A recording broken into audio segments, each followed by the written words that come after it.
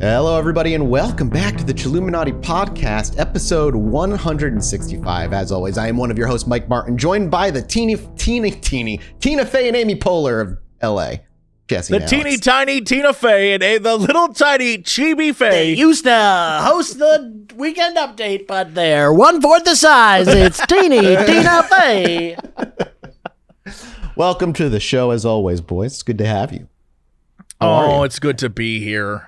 Are you excited for today? I brought tea. I'm very excited. Let's get crazy. Tea? That's like, I feel like that's not what you need to be bringing to these shows. If I brought a fucking fifth of fucking vodka, bro. Also, I don't feel like that's our vibe either. I mean, the tea's called Throat Coat. Does that help? Ooh, that's, you know Throat what? Coat. Look, where's Throat Coat at on the true crime paranormal Sponsorship. Well, it makes my voice good, so I'm all right with that. Voice good. All right. It does. It It's feels designed. good. I love Throat Coat. Yeah, Throat Coat teas. I have nothing bad great. to say about that. I should probably try that then. I've never, ever Google ever it. You'll done be like, what? oh, what a spicy taste of flavors that makes me able to talk in the morning. Wow. Even though it's afternoon right now. Well, I've been drinking it all day. I'm not going to All lie. right, fair enough, fair enough. This is my third cup, so it's like all good. Slamming down that Throat Coat. What can I say? Just like the people on Patreon slam their money into our hands, right, Alex? That's right. I don't even have to do these I segments. I stole it. hate I stole it. both of you. Patreon.com. That is. If How you head over to dare you. Patreon, see, that's so Tina of you. The Patreon is a great thing. It's very good that we have it. It helps us stay regular. If you come support us, you don't leave empty-handed. You get all kinds of great Chilluminati related goodies, art, pre-sale, ad-free episodes, all kinds of great stuff. Mini-sodes that we do right after this every single time. Like for every episode, this is like, who is that? Einstein? For every episode, there is a smaller and worse mini-sode. Is that? Yeah, perfect. Exactly. That's correct. Yeah. Yep, is that that's one of it the right things? there. Yeah. And also Rotten Popcorn is out there now. This is good. This is, it's like, We got a new one coming very soon. it's like Chillstery Manadians Theater 3000. Yeah. Except the That's movies copyright safe, right? That's like, that's not in copyright infringement, right? We're good with that? Yeah, except the Totally movies aren't fine. like funny bad. They're just like, I bad. disagree. I think Mazes and Monsters was hilarious. I really enjoyed Suburban Sasquatch. I thought that was funny. Mazes and Monsters haunts me to this day. He's still IG. He's still IG right now. Yeah, he's never going to not be IG. He's stuck there forever. And Mothman Prophecies was good. It was just weird. It was very strange. I don't know why that was like the plot of a like expensive movie. We're doing the show. We're doing the show. Yeah, welcome Check everybody. it out. Welcome. Go over there, patreon.com. Yeah, sorry. Go ahead. There was, when you talk about pre-sales, I just wanted to say we will have another plushie working on in the future. And if you were one of the patrons, you got notification that they were dropping before they dropped. So if you missed out on getting that plushie, because we don't know if we're getting a third wave or not, that's up to the Yeti. Those plushies, I don't even know who's buying them. I think Mathis is just buying them. I just have a closet of them all. Yeah. I don't know who's buying them, but they're anytime we put them out, they like disappear within like a little bit of time. The beanies were gone in like a day as well. As soon as those It went is up, because we only gone. make 6 plushies at a time. I that make was it. them. We do I make 6 every plushie only. by myself. Do you give each one a kiss before you bag it up? I not only give it a kiss, I give it a hug, and then put one hair in each stuffing. So I'm actually a part of each plushie. Where does the hair come from? Where's the hair come from? My beard. It's beard hair. Okay, all right. I can't Well, give any more head hair. I got so much. I have nothing to do with those. It's- I have nothing to do with those fucking Yeah, I plushies. don't Those things are either. Disgusting. Put a little beard, one single beard hair in with the stuffing, so I'm always with you. I don't Fantastic. stand by those plushies. They're gross. I'm just kidding. Now, what's the next plushie gonna? Patreon.com/Chilluminati Do we have any? pod. What's the next plushie gonna be? We have many ideas. Yeah, all right, but like, give me one. Give me one example. A puppy chupacabra. But like, how does that work? Does it Does have he a have like plushie dangly similarly? legs? We'd give him a little dangly joint thing at the front of his head, though. He's gonna have a joint coming out of his head. This is IP. Can I ask you a question? Uh-huh. Why are we not making Tsum Tsums? Remember those things? Do you know what Tsum Tsums are? Yeah, I know what Tsum Tsums are. I mean, probably because of copyright would be my guess. We Jesse? call them chill chills. Chum chums. Chilluminati. Yeah, and they're just like Terrible. little tiny like round boys. Somebody And we just make 'em suggested bunch of them. you know those like They reversible made the Disney characters into burritos. you know those reversible like octopus things with the happy and sad face? Sure. Somebody Yeah. suggested we do the green stone and it turns into the red stone. That's a great It's idea. just a rock. It's literally not just anything. a rock. It's not I don't know if it would anything. sell. I don't think it has the We same should kind of just paint rocks cross-pollination green that the and sell Mothman has when it comes to product. We should sell $100 rocks that we paint green by hand. Yeah. $100 a piece. That is some gamer girl bathwater if I've ever heard of it. That sucks. How much money did she make? How much did Delphine make? That's the question. that is More the money question. than I will ever see. Yeah. That sounds good to me. Boys, I'm nervous. We're about to go into something that I know it's about to happen. I'm mentally and emotionally prepared for it, but still, like, I walk in with hesitation because I understand where these people come from, and I want to be there with them. I want to be there alongside them. Because today is part 2 of Missing 411. And while we looked at Missing 411 in the first part and just did some stories and tried to take these things at face value, in part 2, we're going to do something we didn't do in those early episodes. We're really going to do some deep dives. We really did a lot of research on this, and we're going to talk about why, in my own humble opinion, that while it's fascinating to hear stories of missing peoples going out in the woods, and those stories always make for, creepy entertainment. And yeah, I want to be there with you with the believing aliens have abducted these people or whatever it is that you think was weird and happened. I want to be there, but I just can't do it. All through this research, I just have come to the conclusion it's not possible for me. And for those who are already typing their angry comments, just hear me out. I'm not here to make you mad. I'm simply here to posit what may be actually going on. So He sounds like me at the beginning of the JFK episode. yeah, I know. So here's a big thing that we're going to move into. I want to first clarify what exactly a missing persons case has to fall under in order for it to be considered a missing 411 case. And this is how David, and I apologize for mispronouncing his name last time. His last name is Paulides. David Paulides. I kept saying Paulides because it's just how it's phonetically spelt, and that's my own brain doing its own thing. And I watched over the weekend his most recent documentary, the 2019 doc Hunted. Let me just say the first case they introduced of this elderly man who went hunting with his family was 82, partially deaf, missing an eye, and left alone. They wonder why he went missing, but we're not going to talk about it. I just say that's the kind of cases that were presented within the actual documentary, which you would think would be some of the more convincing cases. But here are the things, and this is pulled right out of the documentary, that consist of a 411 missing person. Point of separation, meaning they at some point wandered off alone. Most common, these are happening, at least for the missing 411 cases, are mid to late afternoon.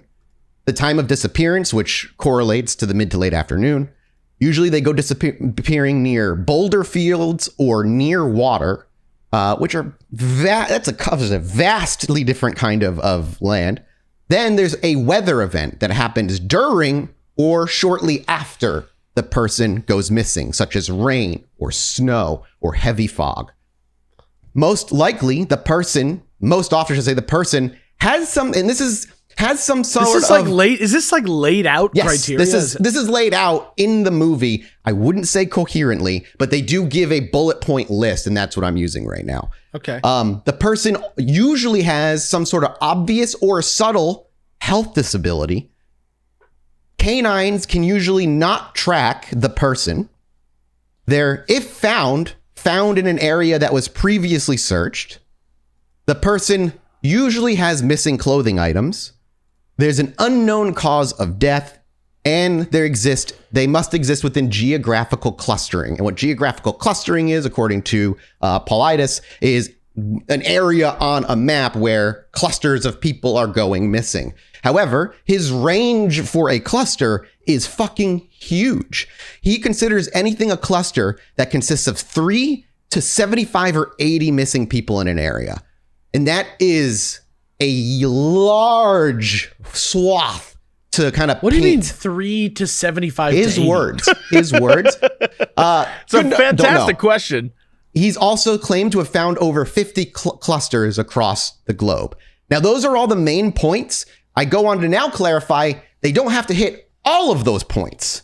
They just have to hit enough of them where they are considered. Now, you might ask yourself, how many do they have to hit in order for it to be considered missing 411? And the answer I have for you is good question, because a lot of the things he does are vague and nondescript, and we do not know exactly. Only that in the missing 411 cases, a mix of these bullet points are going to occur. I also want to move forward, go ahead and say, here are the sources that we are using for this particular episode. Obviously, all the books and the documentaries that we've listed in the first episode. But on top of that, there's a lot more being used here. I'm using nps.gov and their missing person. I'm using a professional caver by the name of Chuck Sutherland to discuss some of the aspects that we're talking about there. I'm discussing a more modern, or rather a rather deep breakdown of some of the missing persons cases that are presented within his books by an author that whose name has disappeared, mostly because his account on Reddit has been deleted. So I don't know where he went or what his things are, but all the info is still very readily available. On top of that, we are also going to be using skeptoid.com. Please bear with me. We're only using it for a quote from a scientist, not the actual full article. And then we are also using strangeoutdoors.com, which is using for a breakdown of how people go missing and disappearances, as well as pubmed.ncbi.nlm.nih.gov. So a government medical website to break down one of the first things I even want to talk about when it comes to some of these bullet points that David puts forward, specifically the bullet point of missing clothing.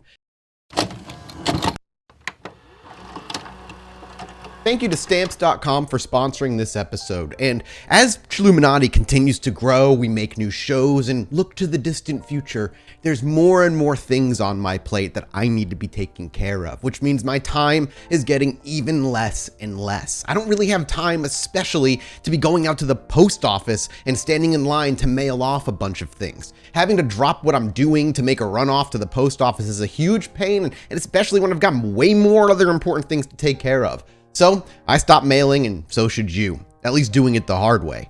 Stamps.com is your 24/7 post office that you can access from anywhere, and you get to skip the headaches, which is my favorite part, to be honest with you. It saves you time, money, and stress with Stamps.com, and for more than 20 years, Stamps.com has been indispensable for over 1 million businesses, us included. Stamps.com gives you access to all the post office and UPS shipping services you need right from your computer, and you can get discounts that you can't find anywhere else, like 30% off USPS rates and 86% off UPS. Whether you're sending out an invoice or Etsy shop sending out your products or a warehouse shipping out orders, it all makes mailing easy and shipping a breeze. All you need is a regular computer and a printer, no special supplies or equipment. Plus, Stamps.com seamlessly works with Shopify, Amazon, Etsy, eBay, and more. You're up and running in minutes, printing official postage for any letter, any package, anywhere that you want to send it. You can even order shipping supplies through Stamps.com, including free priority mail envelopes and boxes. So don't mail and ship the hard way. Sign up with Stamps.com today and use our promo code CHILL for a special offer that includes a 4-week trial, plus free postage and a digital scale with no long-term commitments or contracts. Just go to Stamps.com, click on the microphone at the top of the page, and enter our code CHILL.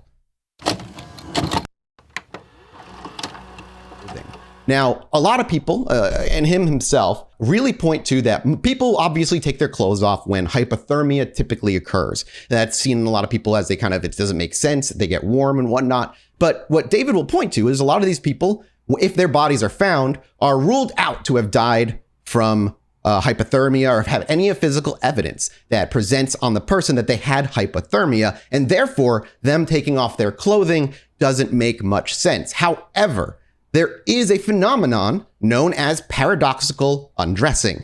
And they don't know, and this is where the medical website comes from, what causes it a lot of the time. They posit some examples that can cause them to undress that are not hypothermia. But let me read to you what the abstract is here of paradoxical undressing associated with potential subarachnoid hemorrhage in non-hypothermia cases. Paradoxical undressing is a phenomenon characterized some fatal hypothermia cases. The victims, despite low environment temperatures, paradoxically remove their clothes due to a sudden feeling of warmth. In this report that they've created, they describe a case of suspected paradoxical undressing in a non-hypothermia case. The victim, a 51-year-old Caucasian man, was found dead wearing only sneakers and socks. All other clothing was found in his car. Post-mortem investigations allowed the hypothesis of hypothermia to be ruled out and revealed the presence of a ruptured cerebral aneurysm that suggested a voluntary undressing or any third party's DNA profiler involved. There was no third party. An aneurysm suggested an undressing? Correct. When they did an autopsy on his body, they found that he had an aneurysm, and it was the only thing that they could give as an explanation as to why he undressed, because he clearly had not suffered from hypothermia. Well, this goes back to when we were talking about the boy. I'm going to butcher this name. The Dyatlov. Is that what it's called? Yes, Dyatlov Pass. Yeah, it's the exact same thing. When those people were like running out of their tent and stripping down, and it seems like a trend as you research more and more. People getting lost in the snow and in the cold. Something happens to them where they kind of lose it, and I'd be more interested in seeing a study of that. Like, yes, what happens there, and why there's so many instances of that, and if this is the reasoning, is there like a trigger in your body that when it goes off, you're done. You're just gonna run around in the snow, bare ass naked, and you're dead.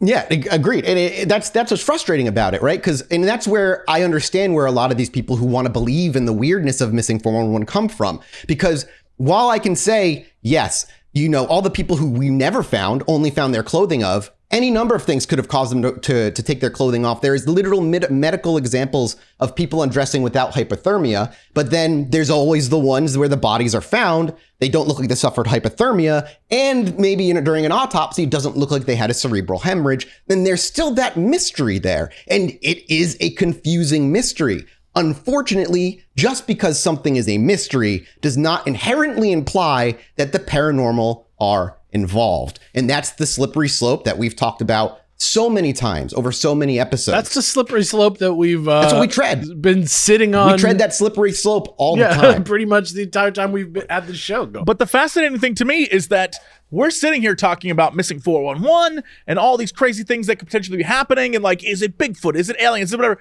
But to me, the bizarre, fascinating thing out of all this is, again, going back to like the human mind and just our psyche breaking is fascinating. And that's a whole... Our psyche is fragile as hell, man. Like, people don't realize how easy it is for people to break. That's genuinely terrifying when you think about that compared to like, well, it's, it could be Loch Ness got him. You know what I mean? Like, that seems way more terrifying. Agreed. The idea that your mind can just shatter like that. And another thing that, moving forward, I have to address too, is a lot of people would like to say that David Paulides'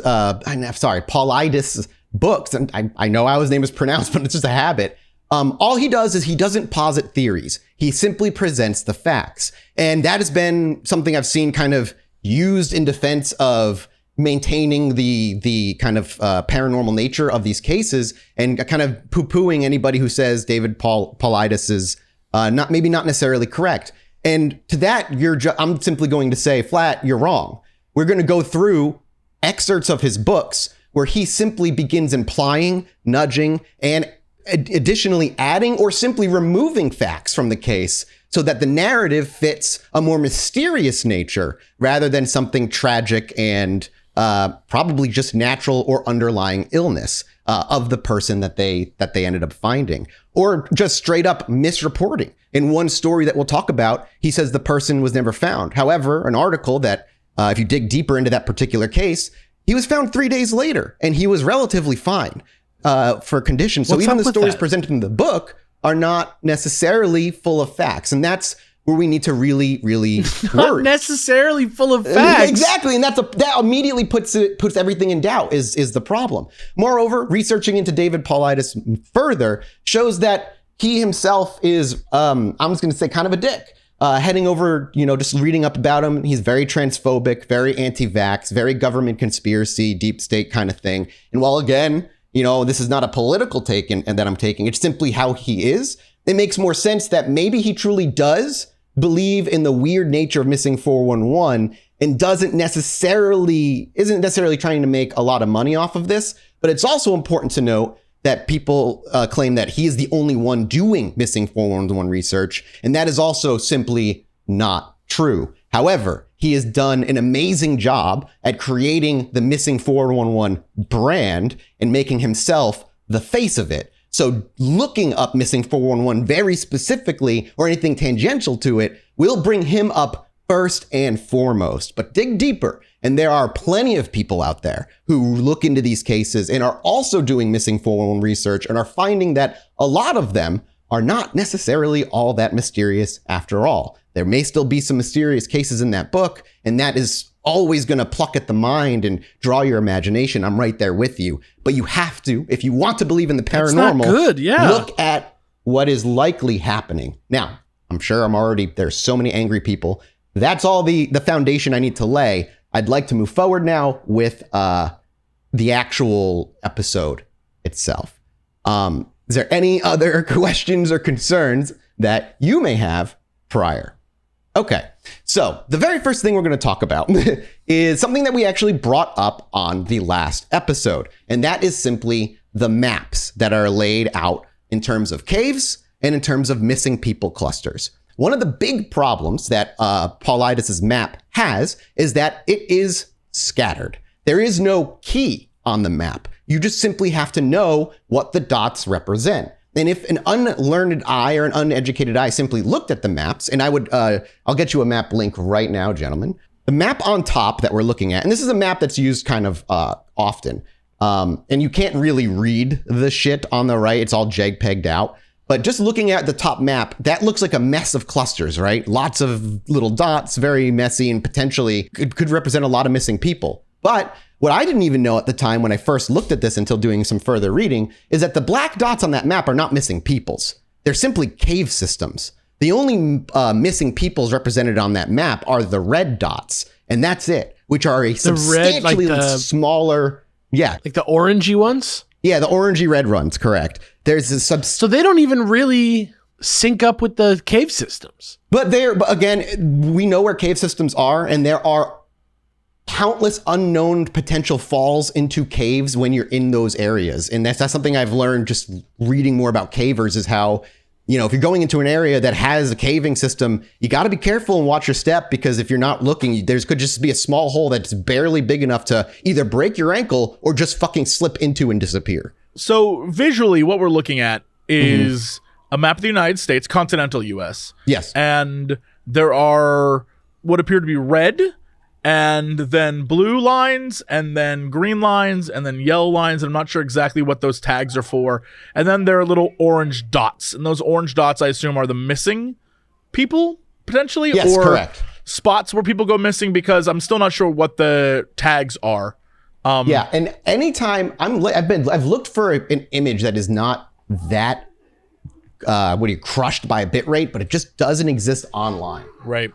Well, whatever. It's very clear. The big thing here is that they're showing the limestone caves and lava caves of the U.S. And correct. What's interesting, and I think this is not what I expected. I would expect the Rockies to have a bunch more caves than apparently it does. Maybe that's discovered caves. I'm not sure. Appalachia, on the other hand, all caves all day. That whole, yes. You can literally just see where the Appalachian Mountains go through the United States. So yep. The map underneath is just a regular map to use as comparison to the missing 411 And so, map. if you overlay it, you can see that much of it is related, but there's also some outliers here or there. Like there's one just sort of like in the upper peninsula of Michigan. Yeah, exactly. It's a lot of stuff, and there is even speculation that the top map didn't even initially have those black dots on them, that they were put on there by a second party to show where the caves are, and that initially it was just little red dots and blue dots with very little context beyond that. This guy goes through the actual map itself, the Chuck Sutherland, this guy's a caver, and he talks about, having been very familiar with mapping caves and cartography, that the map itself is completely done wrong. It's too vague. He uses point data when that should only be used to symbolize infrequent data. And there's a lot of problems with the map that they use itself. And there's plenty of examples if you go down as to other maps that are more useful and how they're used and what the point data is used for. I'm not here to teach you about how caving maps work, but that's the first thing I wanted to talk about, because there is that belief that they might be getting like lost in caves, and that still may very well be true. There is also really quickly, just to interrupt. Man, this is upsetting. If you go to the Chuck Sutherland page, it says that image that we just looked at is called the North American Cluster Map.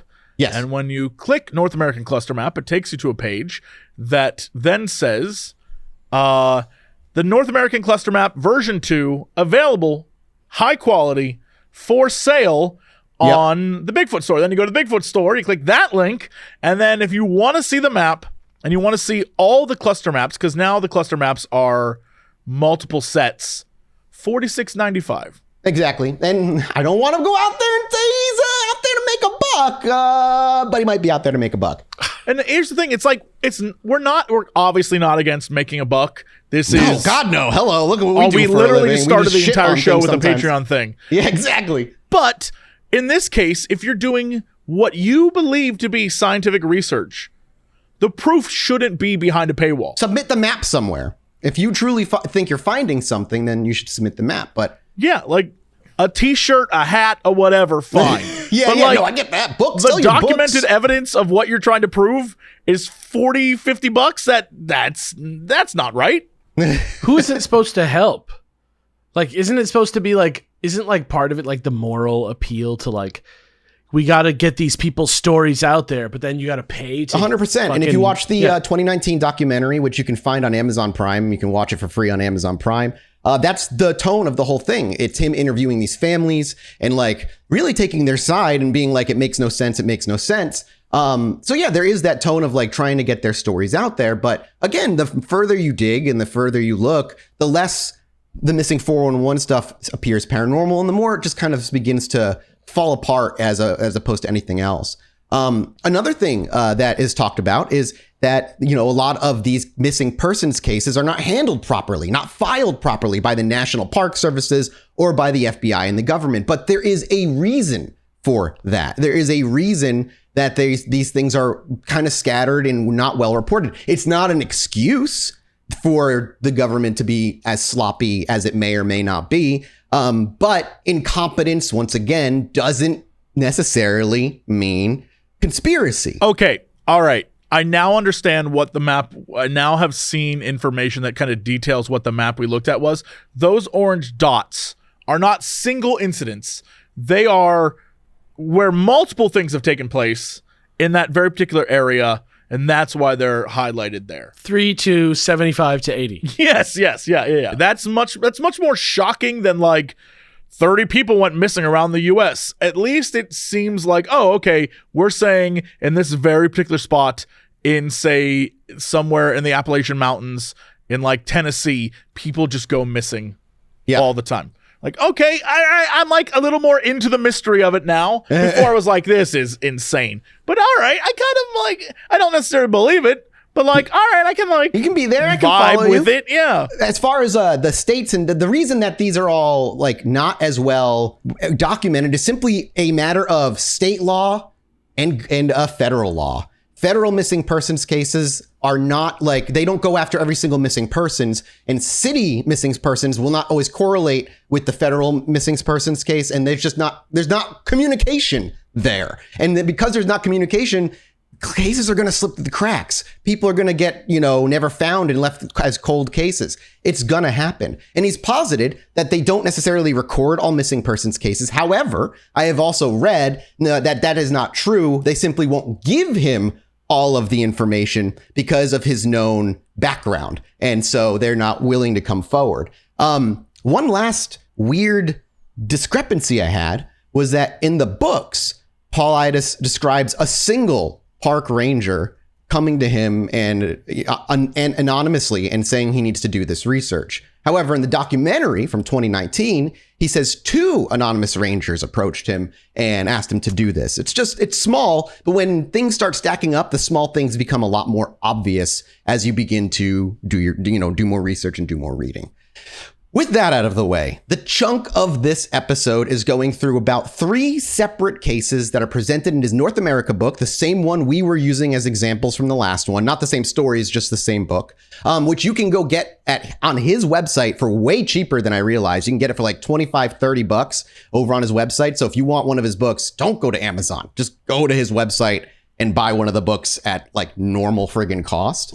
But this is the part where I started reading and really started seeing this all fall apart for me. So the first case we're going to talk about is the missing person by the name of Freda Langer, who went disappearing in 1950. She was 53 years old when she went missing in Vermont. First, we're just going to read an excerpt here, a paragraph from the book itself, and then we're going to kind of look at why what he's positing is not just the facts and is twisted, turned, and nudged in a particular direction. So first, this comes from pages 275 to 276 in the Eastern U.S. book. The woman was 150 yards away from a cabin that she had owned for 14 years. There was no way she was lost. This woman knew exactly where she was going. Something very bad happened to her. The key to this and many other cases highlighted in this book is the location of the body. Freda was found in a swampy area in high weeds, a description very similar to many other locations where bodies in this book have been found. You cannot convince me that people seek out swamps to walk into it and die. It makes no sense. Freda knew this area as well as Corey Kelly knew northern Minnesota when he disappeared. Kelly was found in almost an identical area as Freda. If a predator wanted to take a person into an area where they wouldn't be seen and a person wouldn't walk up on them, a swamp with high reeds would be ideal. So that's a paragraph from Paulides himself. And I'm sure just hearing it after the amount of we've done, you can kind of hear a lot of the issues kind of in that. There's a lot of suggestion there. So first, we'll talk about the statement that says, the woman was 150 yards away from a cabin that she had owned for years. There was no way she was lost. And breaking it down, the author says that this statement is kind of an argument from his own personal incredulity. Wow, that came out hard. There is no way any other person can conclude that Langer was not lost because nobody was there to help her. It's true that Langer was 150 yards from the cabin when she was last seen, but it's misleading to claim that there was no way she was lost. Why is it misleading to claim this? 150 yards in nature is different than a football field and a half of open space. Well, here's again a fact that Paulides leaves out. This, you might, beyond the fact that nature itself, and that isn't a good enough excuse or a good enough reason, but the reason that he cannot claim that there's no way that she was lost is because this woman had been suffering from blackouts as a result of a brain tumor surgery from 5 years earlier, which we can get from the North Adams transcript on the October 30th, 1950. So she was blacking out, like she was having that, but that wasn't mentioned, in the book. The transcript goes on to say, so the medical transcript says, quote, in Mr. John's opinion, the ill-fated Mrs. Langer either lost her way and was overtaken by darkness while seeking a shorter route through the woods she knew well, or was stricken by one of the mental seizures to which she had been subject since a brain operation 5 years ago, and wandered aimlessly through the night to her death. Mr. John is a state's attorney, Edward A. John of Battleboro. So yeah, there was a way she could have been freaking lost. And there's no mention of her brain tumor in her entire missing persons segment within her book. That one case alone might throw doubt, like that one fact alone could even throw doubt on the rest of the books, but there are so many more examples. But you know what we don't need an example of today, boys? Bad underwear. Am I right, Jesse? Alex? No, nothing. That's fair. Hey, thank you to MeUndies for sponsoring this episode. And hey, if you've been following Jesse on his own podcast, Cox and Crendor, you know that he loves MeUndies already. So when they approached us, like, hey, you wanna work with us? And I was like, you know what, MeUndies? I do, because my balls deserve the best. And honestly, ever since I've got my big old box of MeUndies that they sent me to try out, I haven't really wanted to wear anything else. These MeUndies, my favorite part, the boxer briefs, are so comfortable. They fit me perfectly, and they're so freaking soft. That's the best part. I don't know if any of you have even heard of the legendary underwear brand MeUndies that's taken over the podcasting world, but if you haven't, now you do. They're famous for their buttery soft undies and bralette, and MeUndies loves podcasts just as much as you guys do. It's kind of like we were made to each other. MeUndies, do you want to go on a do you want to go on a date? And everybody knows MeUndies for their super soft undies and comfy bralettes, if you've heard of them by now, and now you definitely have. But did you know that they make other stuff too? We're talking durable, cushy socks that I'm literally wearing right now. We're talking super stretchy loungewear, which is great for me because I'm a podcaster. So, the clothes needs to get a little bit bigger as I get a little older. We're talking daily tees, shorts, and rompers that add a little silky softness to your everyday. They even make hoodies for your dog so you can match every important person in your life. Available in sizes extra small to 4XL in tons of colors and prints. Make MeUndies your destination for all things soft and sustainable. MeUndies is a great offer for our listeners too. For any first-time purchasers, you get 20% off plus free shipping and returns. So, in order to get your 20% off your first order, free shipping, and your 100% satisfaction guarantee, go to MeUndies.com/chill. That's it, MeUndies.com/chill. Thanks again to MeUndies for sponsoring the episode. Back to talking about missing people. This woman, the next quote is simply, this woman knew exactly where she was going. And yet again, because of her sickness, we have no idea what could have caused that. We know she had surgery and she was having issues. He then goes on to say, the key to this and many other cases highlighted in the book is the location where she was found, the high swampy area. Here, David Paulides claims that the key is the location where Langer went missing, but ignores her medical background entirely. Paulides has not solved a single case, so how does he know what the keys are? There are no indications that the Langer case A is connected to the other cases, or B explains other cases. The North Adams transcript from the hospital on May 14th, 1951 would state, quote, both Mr. Langer and Mr. S. Elsner, who were at the camp Saturday, but who knew nothing of the grim climax until they were roused from sleep by the returning party shortly after midnight, also felt certain that a recurrence of Mrs. Langer's old ailment had sent her to her death. Which means the people who she went missing from were convinced it must have been happening so often or often enough where it could have happened, and that's all it takes. She wasn't being watched, and a medical thing goes wrong. Then we go into where he starts nudging the audience a little. He says, you cannot convince me that people seek out swamps to walk into it and die. It makes no sense. And this is what's known as a straw man argument. People seek out swamps and walk into and die. It's another argument from incredulity. It makes no sense. No one has claimed that Langer walked out and saw a swamp to walk into or die. Accidental drowning is a way more likely scenario, according to the investigators, than her walking into a swamp to die. He just implies that with the evidence he puts forward, and it immediately will put you, of course, if you haven't done any deeper research in any of these cases, is going to put you, the reader, to believe that there's something weird going on. And it helps, I think, his case that he very heavily, consistently throughout the books, leans on his 40 years in the FBI and all that stuff to give him that credibility. But again, if you are, reading these books and you still don't, believe, what I would say is do the research that you believe Paulides is doing himself. Go and try to do the research on these cases on your own, see what you can find, and see if it matches for yourself. Finally, he goes to say the quote from, if a predator wanted to take a person into an area where they wouldn't be and a person wouldn't walk up on them, a swamp with high reeds would be ideal. But there was never once a predator in the source material. No predator was ever mentioned. The predator character is only being brought up and invented in this sentence. The framework of his missing 411 kind of narrative almost needs some sort of abductor, because if there was no abductor, then it's just a natural occurrence. But these cases, he consistently says are he's only presenting the facts. But again, he's not, A, and B, if this is all he was doing was presenting the facts, why is he pumping out 9 books and not going with this research to like the people who do research on missing persons? It's just sketchy. So that's that one little look. And you can actually, there's a newspaper clippings talking about the finding of her body that you can go read from 1950. They're all out there. They're easily accessible. And that's just one of the examples that, that are mentioned in his book.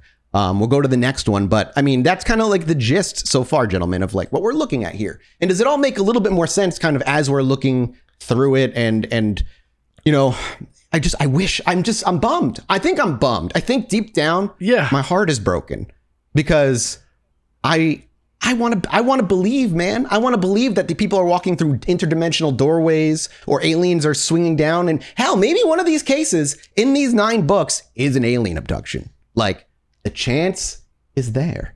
And if there is, that's true. I would jump into that. But it just colors my understanding of these events even worse. Agreed. It already seemed pretty sus. Like, it seemed like it was like maybe sus in good faith before. Right. Like, just somebody who earnestly was convincing themselves that this was true.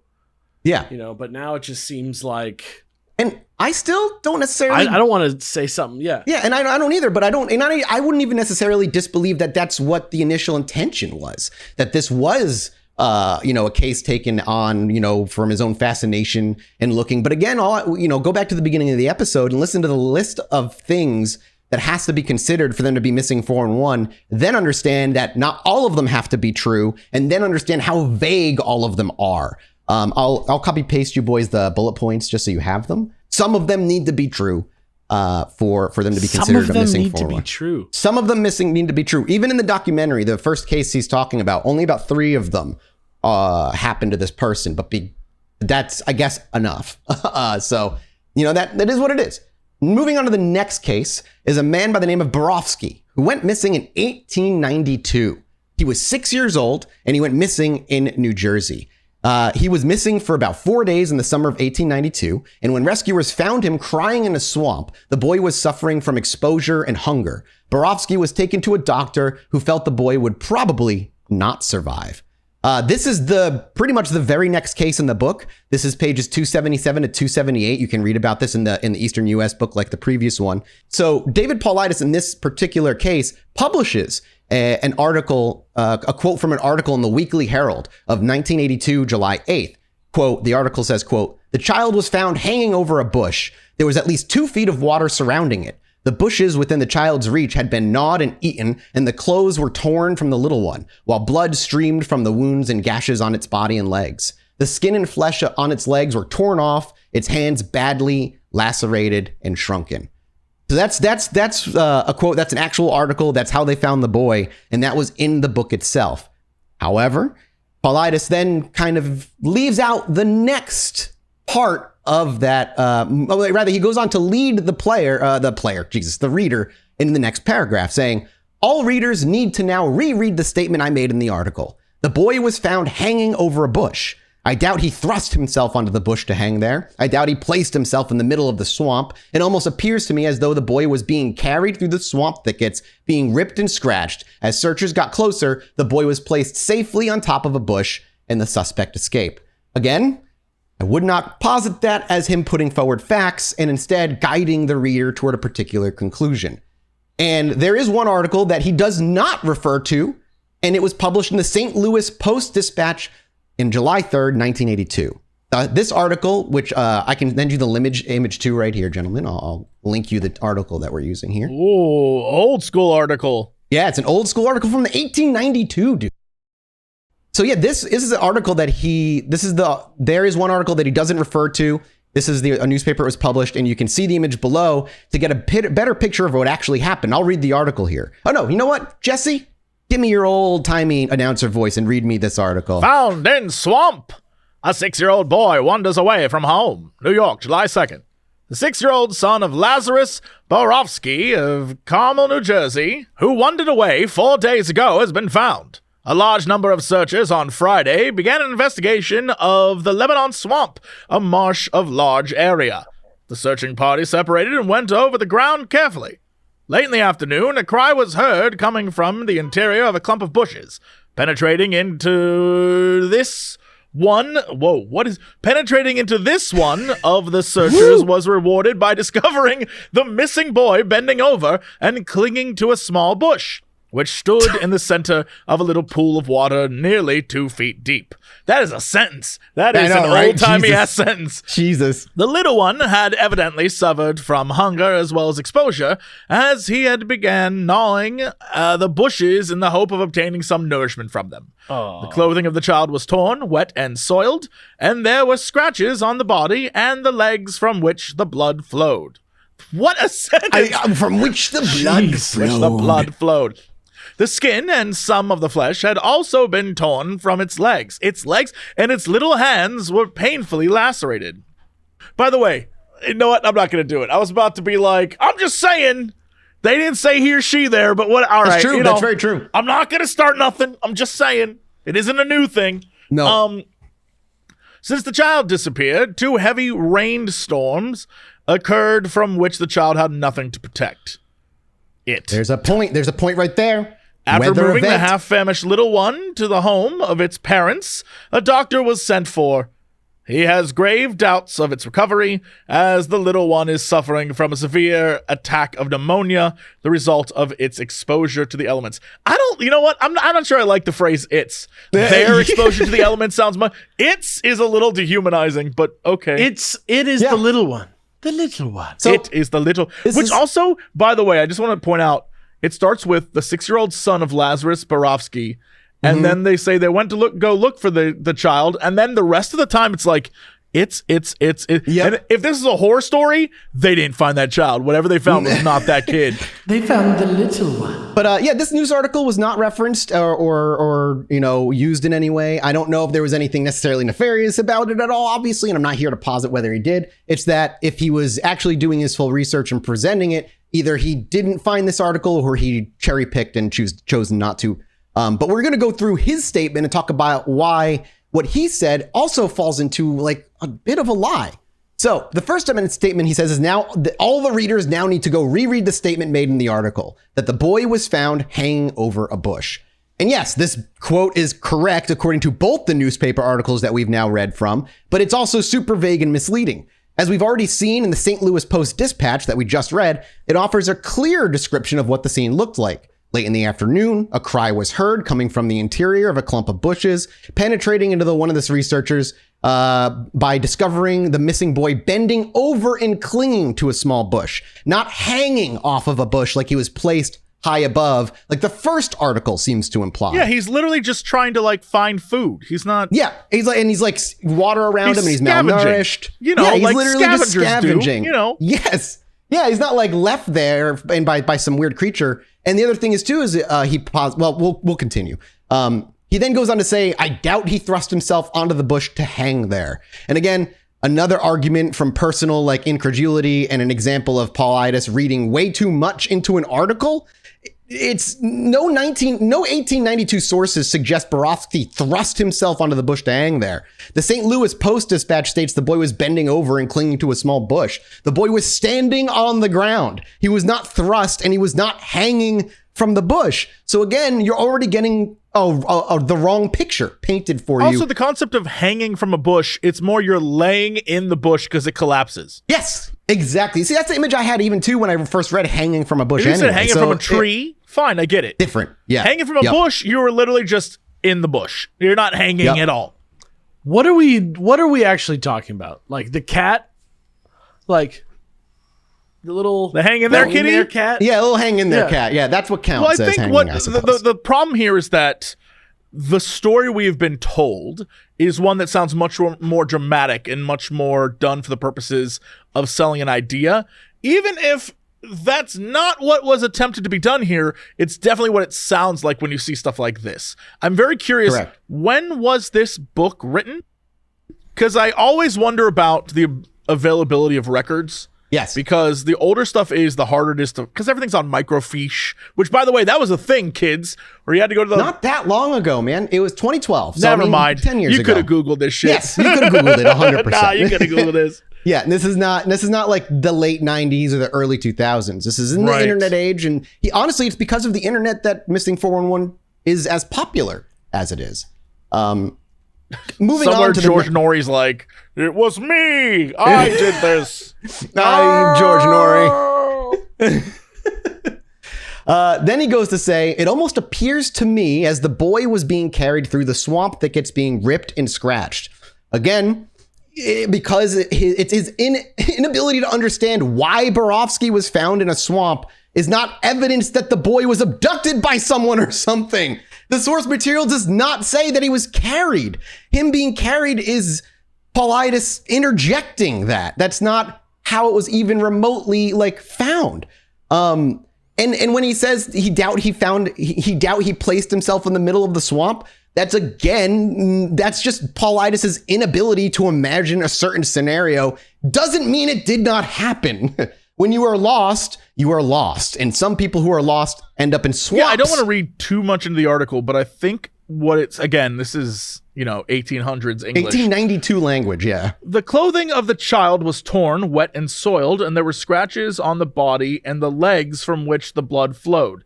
The skin and some of the flesh had also been torn from its legs. So its little hands were painfully lacerated. So basically, the legs, the hands, things that would be, I'm scrounging, I'm walking through a swamp, I'm grabbing things to... For 4 days in the 1890s. And it thunderstorm for 2 days, they said. Heavy rain for 2 days.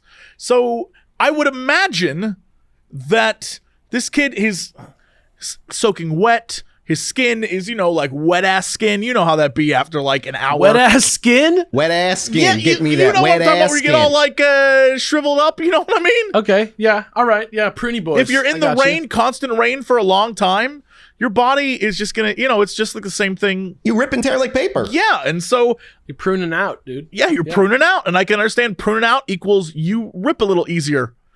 Yeah, I mean, in little scrapes, your skin peels off so much easier when you get like a little cut. He's going to be missing skin. Again, things that are conveniently ignored or left out. And then at the end, the rest of that paragraph is him continuing his story. Like he's saying, as the researchers got closer, the boy was placed safely on top of a bush, and then the suspect likely escaped.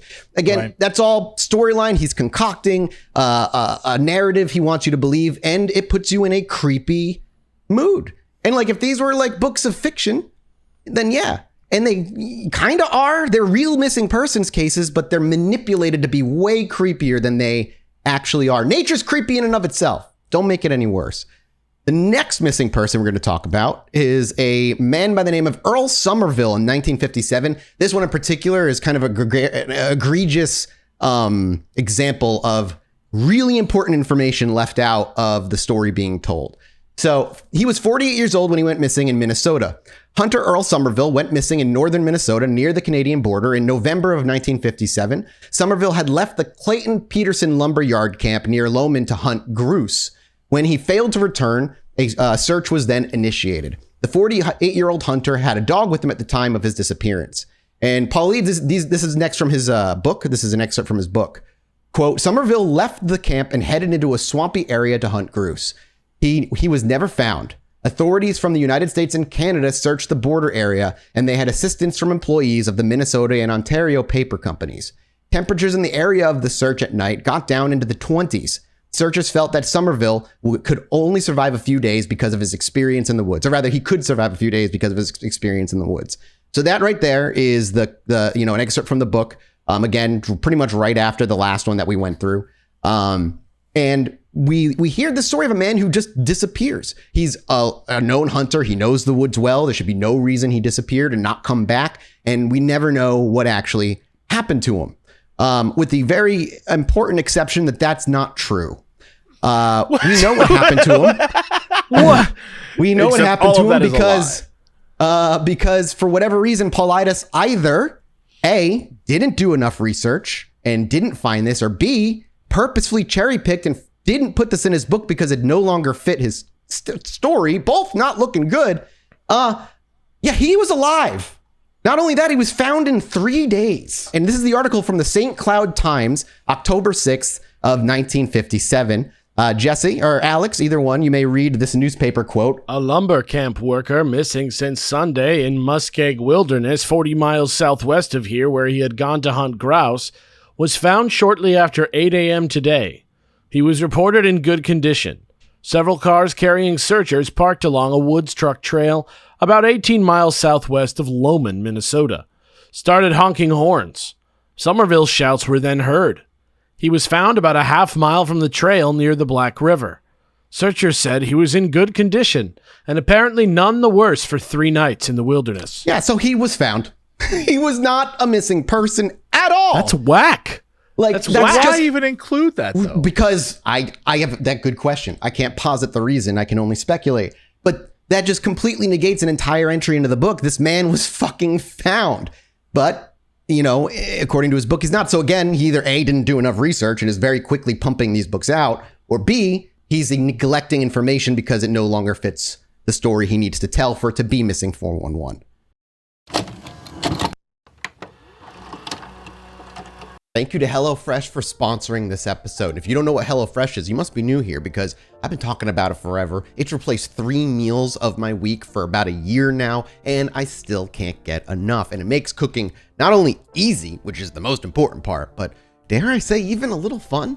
Yeah, with HelloFresh, you're going to get farm-fresh, pre-portioned ingredients and seasonal recipes delivered right to your doorstep so you can skip all the trips to the grocery store and count on them to make home cooking fun, easy, and affordable. It's why it's America's #1 meal kit, let's be honest here. And believe it or not, we're gearing up for the fall season, so you can gear up for the busy fall season with over 55 weekly options and take the stress out of meal planning and prepping. From family-friendly to fit and wholesome and even veggie, HelloFresh has tasty and nutritious meals sure to please everyone. And we all know getting back into the fall season can be really busy, but weeknights can be made so much easier with foolproof step-by-step recipes ready in around 30 minutes or less. HelloFresh's quick and easy recipes, 20-minute meals, and low prep, low cleanup options provide an even faster route to putting food on the table around your packed schedule. If this sounds good to you, please don't take my word for it. Go check it out yourself and head to hellofresh.com/chill16 and use code chill16 for 16 free meals across 7 boxes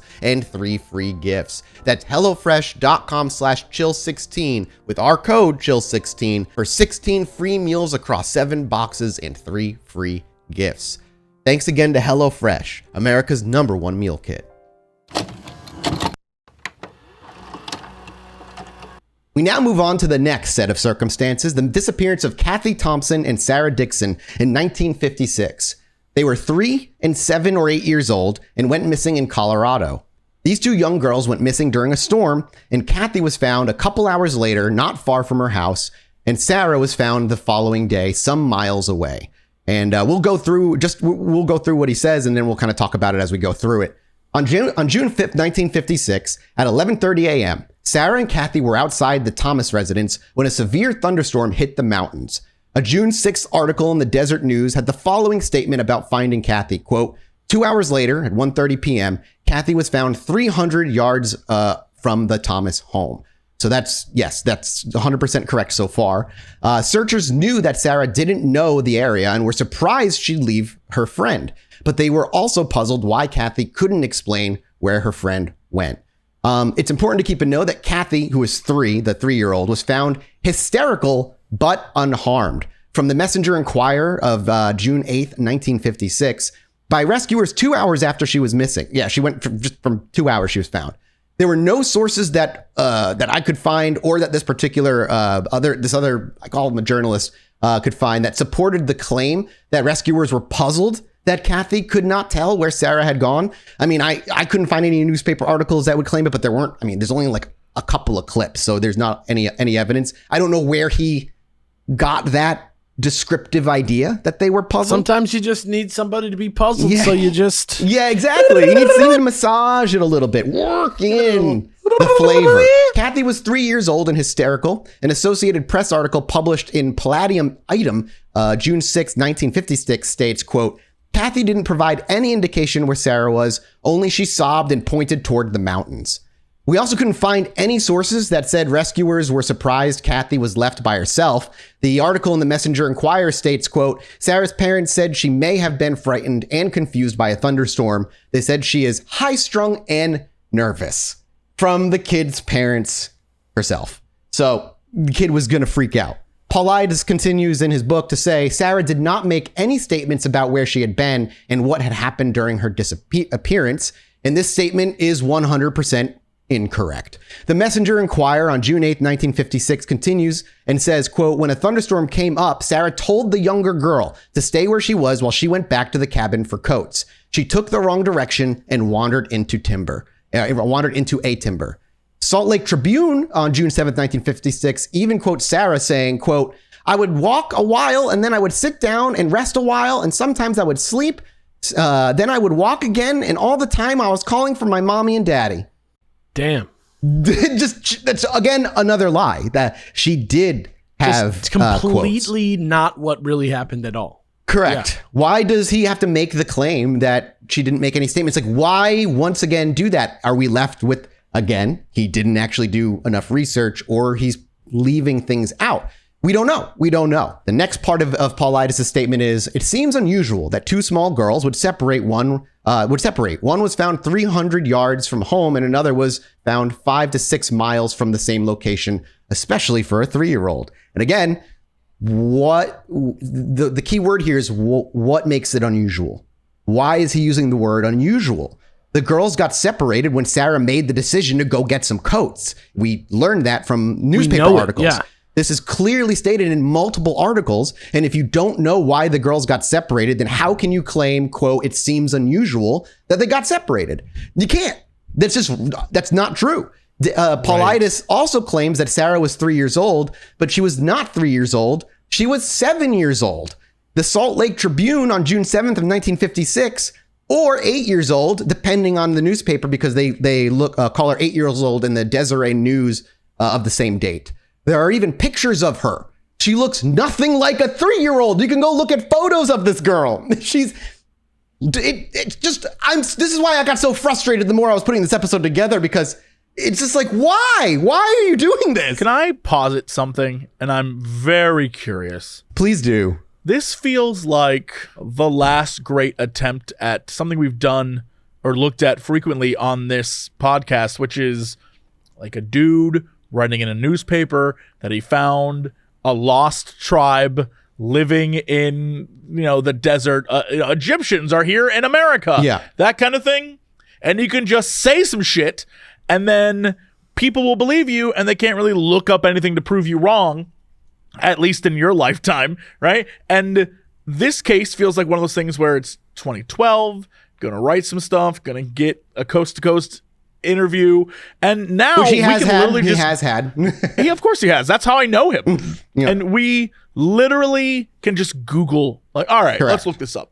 100%. We live in even 10 years separated, the information age has exploded in ways that we would never have even seen coming. Yeah, and I think this is one of those things where now you can look up all this detailed factual information and just be like, yeah, no, I'm not going to buy this. I'm not going to buy your Egyptians in America. I'm just going to buy any of that because there's no evidence of that. And what you're doing is twisting facts and like writing stories, which are interesting.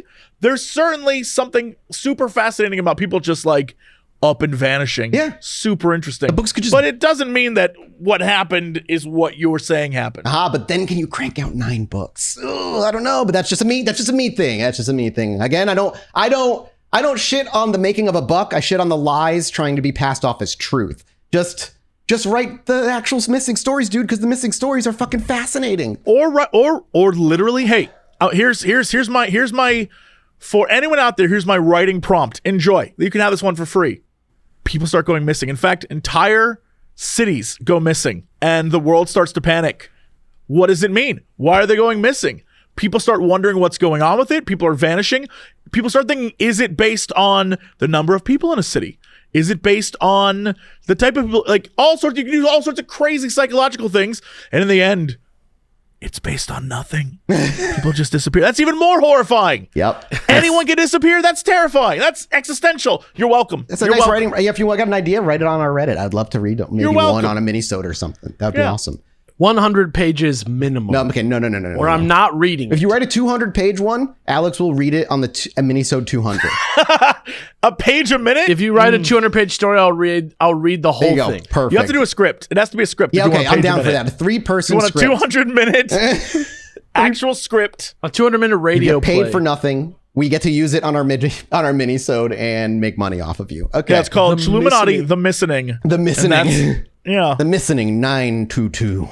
Minisode 200. It's locked in. The Missing 200. You're welcome. That's the name of the show. Even better than episode 100. So again, we'll pick back up. We'll just get back on track, gentlemen. The ages were wrong. The reasons were wrong. The fact that the girls wouldn't say anything were wrong. And he goes on now to kind of build his narrative where he says children are usually scared in thunderstorms, but the behavior of these two girls defies common sense. And the question is how? how is what they did in that moment defying common sense? Sarah ran off to go get some coats and Kathy was hysterical, which is fine for a normal little kid who is already notably nervous. How is being hysterical during a thunderstorm unusual or defies common sense? It doesn't at all. Bloodhounds, then he goes to say, bloodhounds didn't find the girls and the weather during the disappearance was atrocious. The girls went missing because of the because of the weather and the thunderstorm, and because of decisions made by Sarah. Paulides kind of gives his readers the impression that more than one bloodhound was used, but this is not the case.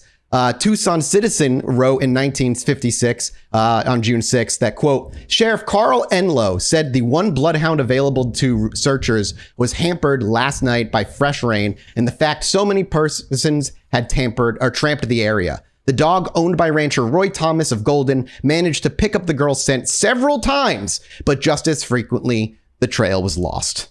So, again, that's not true. He's implying things that aren't necessarily true. And the final bit is that he goes to say, how did 3-year-old Sarah, who's actually 7 or 8, manage to get 5 to 6 miles from the point she was last seen in total darkness? Again, that's not her age. She claims Sarah managed to get 5 to 6 miles from the point she was last seen in, quote, total darkness.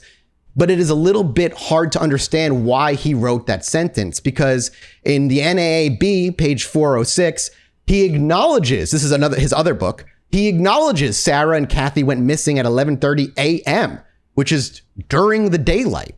The sun is in its highest position in noon, even in Colorado, and the girls went missing in June when days are long and nights are short. If Sarah wandered the entire distance in total darkness, it means she must have been walking around from 10 p.m. And this is not the case, as pointed out by Paulides himself.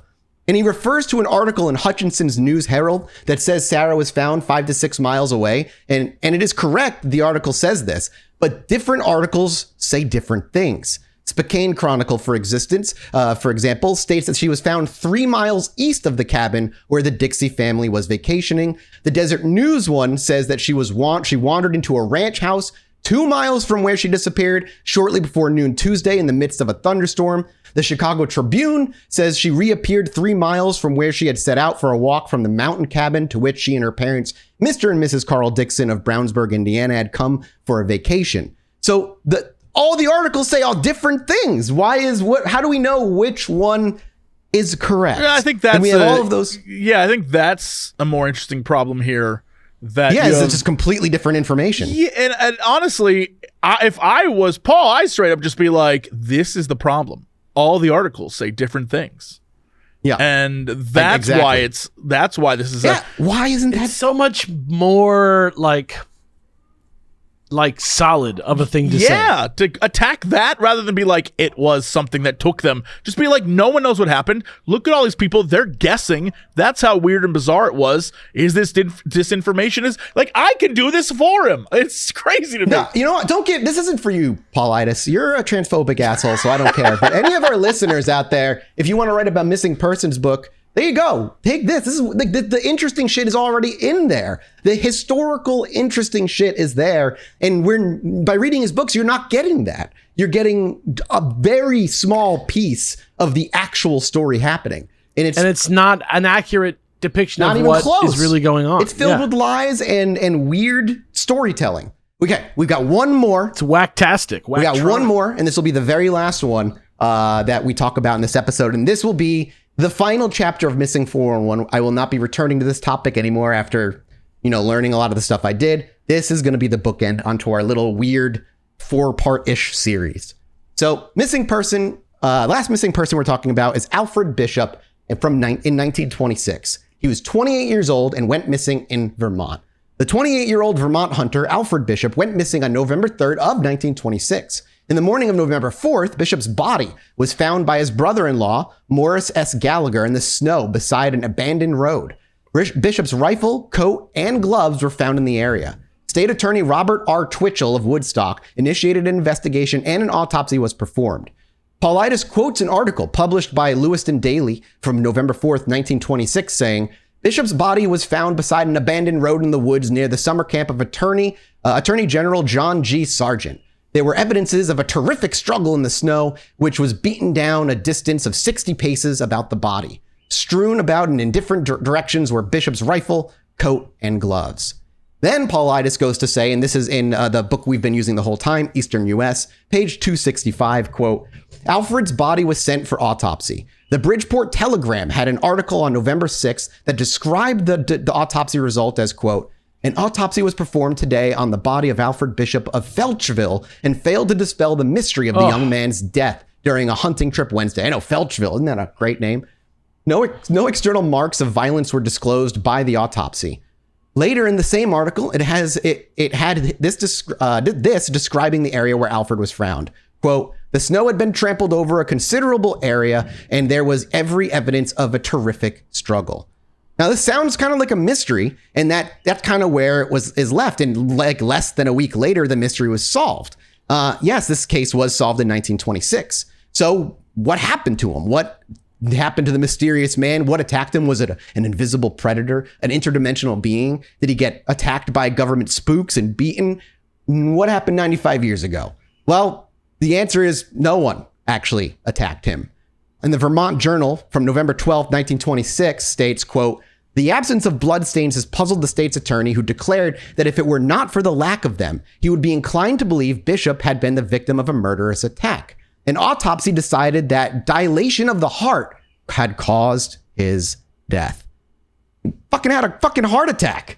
The guy died in the woods because his heart gave out on him. He was probably struggling because he was stomping all over the place and dying a probably, unfortunately, not a peaceful death. The problem is once you get into the world of conspiracy, yeah, you can't get out. Everything becomes a conspiracy. So just putting on my tinfoil hat, if you tell me dude was lost in a forest, died of a heart attack, I'm telling you either, well, what was he so afraid of that killed him? Or I'm telling you can't trust the media. It's not satisfying if you go into something with an open mind and it's a mundane answer, basically. Bingo. Yeah. And people would say, like, well, you can't trust them. They're trying to hide it. Maybe the media is being manipulated. Maybe that's why everybody recorded a different distance for the young girl. But the answer is, well, even if we just take that statement as it is, then you can't use the newspaper as your evidence as well. Because you can't trust the news. You can never trust the news. You can't say don't trust one thing, but then continue to use that thing as evidence when it suits you. So it can't be both. Paulides uses the news. He uses articles. He uses the government's information that I was able to get and all kinds of things. Several newspapers reported on the autopsy finding. It wasn't just one newspaper. The Express and Standard from November 12th, 1926 stated, an autopsy was performed by Dr. Kent, state pathologist of Burlington, who was satisfied that death was caused by acute dilation of the heart, but beyond that, he made no statement. And in the Springfield Reporter on November 18th, 1926 states, quote, the death of Alfred J. Bishop, 28 of Reading, whose body was found beside an abandoned road near the summer camp of Attorney General John G. Sargent 2 weeks ago, was caused by heart failure. It was discovered by officials who investigated in an effort to find if there had been foul play connected with his sudden demise. And that's really it, boys and girls, ladies and gentlemen. I understand there might be people like, well, you're cherry picking stories.